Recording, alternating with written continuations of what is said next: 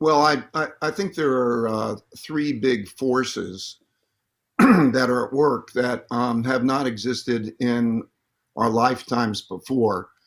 And they are a long term debt cycle. And we've reached the part of that cycle where interest rates are at zero and monetary policy is a major driver. What this looks like in a world where we're going to print a lot of money, monetize debt, and so on.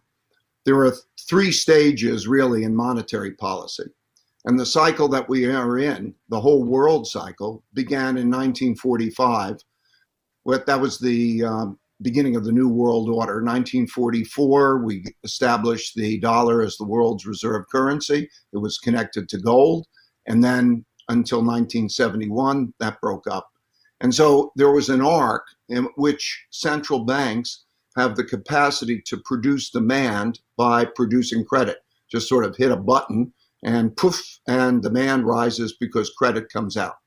But when interest rates no longer are effective and hit zero, as they did in 2008, you go to a monetary policy, which I call monetary policy two, which is the printing of money and the buying of financial assets.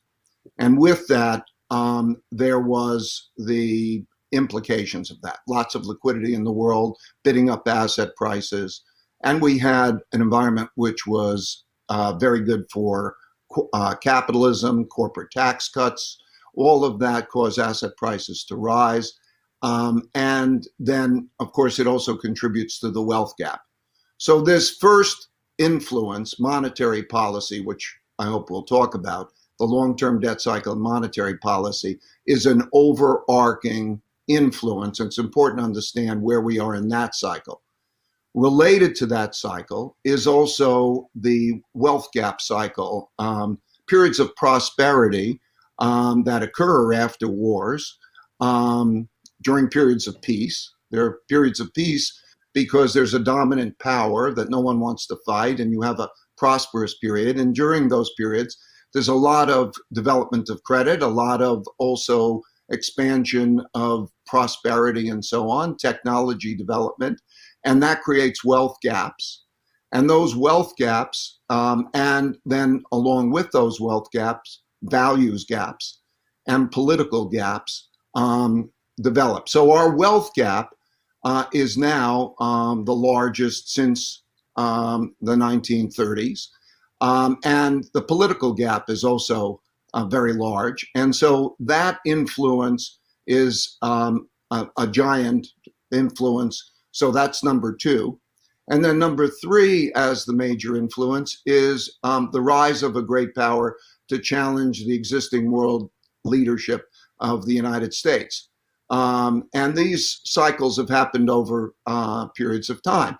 That competition, that wars of various types, trade wars and the like, is another factor. So those factors are in place and were in place before we had the coronavirus.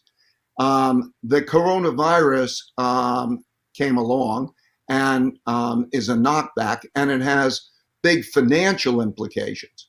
But so I think those are the three factors. And now when we look at monetary policy, I'd like to get into what that means, what the value of money is, and how that affects the markets and the currencies that we're now dealing with.